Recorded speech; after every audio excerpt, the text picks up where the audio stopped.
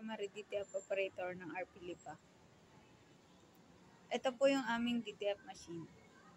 Ito po ang printer head area.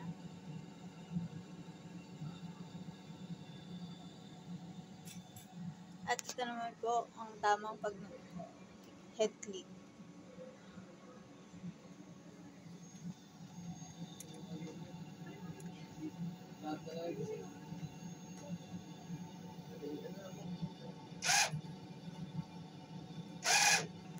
Ito po tamang pagkakapit.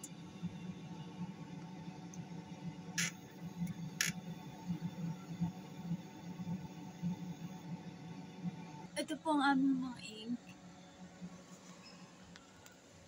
Ito naman po ang waste tank at ang aming EBR.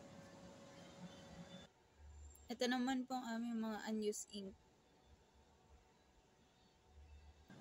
As of today po, madalas na po ito nagagamit. Naka 60 meters po kami as of this week po.